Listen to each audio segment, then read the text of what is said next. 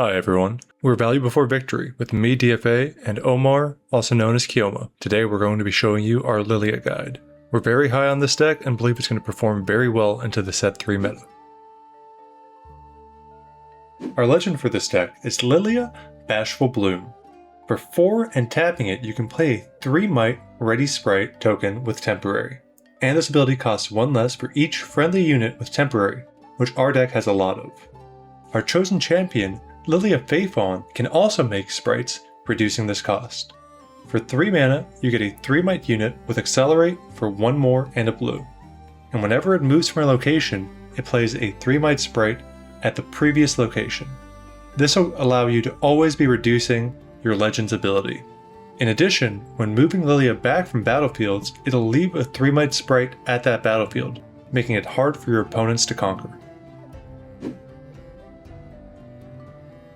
Here are our battlefields for Lillia. You'll be presenting Seat of Power in Game 1, since your sprites will allow you to conquer 2 battlefields often in the early game, drawing you extra cards. You can also proc this every turn potentially, as the sprites die during your beginning phase before you would hold and score. Duskgrow's Lab is our choice for when you know you'll be going first, as sacrificing our sprites that would die anyway for a card is very powerful. Finally, Black Flame Altar is great when going second, as it gives all of our sprites shield, forcing our opponent to commit more resources to clearing them out. Star Spring and Amateur Recital pair well with Lillia Faithfawn and Hui, allowing them to abuse those move triggers to get additional value. However, as these are more general battlefields, you have to watch out for your opponent being able to use them for value as well, which can be risky. For this reason, we're not including them at the moment, even though they do pair well with the deck.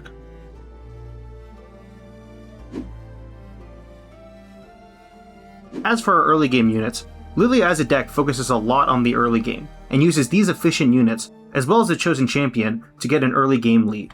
These units all pair well with Lillia, as the gold token from the Poro can help us with the heavier energy costs of our mid to late game cards, and Raven, Bloom, and Sprite can provide high power early game units, which are hard to deal with for most decks.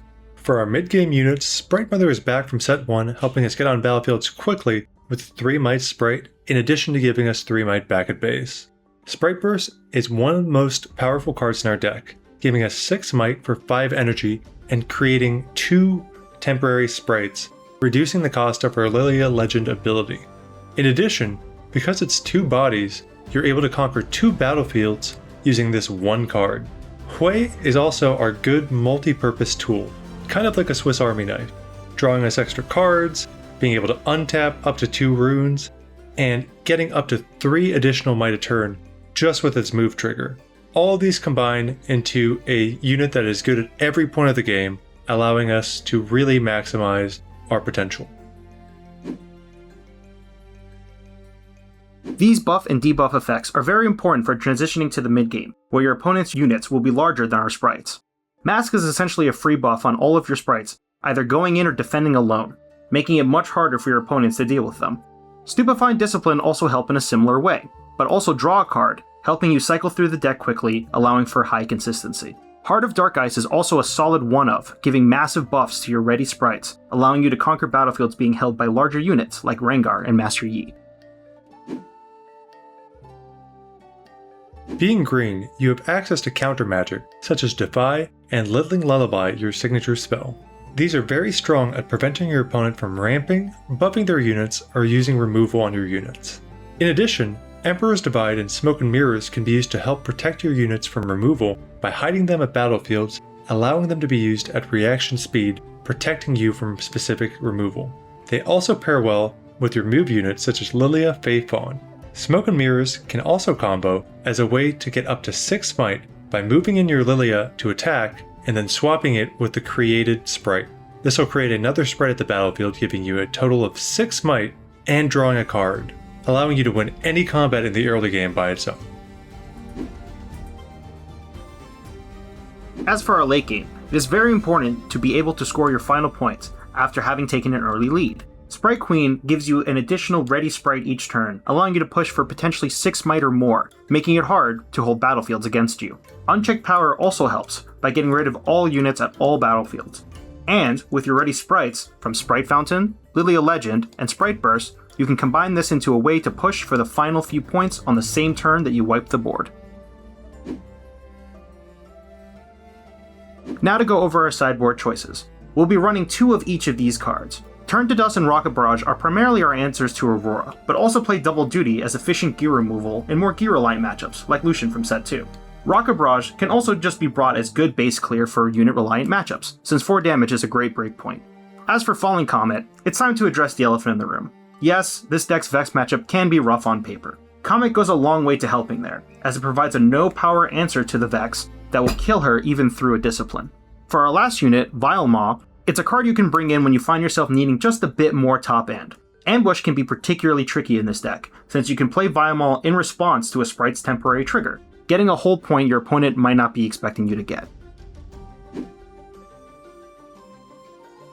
If you've been on YouTube, Reddit, or just playing Unleashed, you may have heard about Lillia's turn 2 or 3 combo to win the game. This combo involves Grand Plaza, Keeper of Masks, and Flurry of Feathers.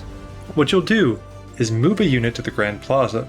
You'll need a sprite in base or the Grand Plaza to trigger on your begin phase the next turn. Once in control of the Grand Plaza, you'll be able to hide Keeper of Masks at that battlefield. Once you get to your next turn, the sprite trigger will add a temporary trigger to the chain. In response to that trigger, you can play the hidden Keeper of Masks and Flurry of Feathers, creating 7 units between the 3 Keeper of Masks and the 4 birds from Flurry of Feathers. After this, you'll move to your hold trigger, and you'll have 7 units on the Grand Plaza, winning you the game immediately. While this combo is very strong and can get you wins in matchups that would usually be rough for Lillia, we decided not to run it, as it does take up 5 to 6 slots of your main deck, removing a lot of sideboard opportunities for harder matchups like Aurora. We value these slots, and while we believe this combo is good and you should watch out for it at your local game store, we don't think it's the right way to move forward with the deck. Thank you for watching the video all the way through. If you like this content, be sure to leave a like and subscribe for more videos like this. Also, leave a comment with your most anticipated legend from set 3. We may even make a guide for it in the future. And come check us out at Twitch at Value Before Victory on Tuesdays at 7:30 p.m. Eastern.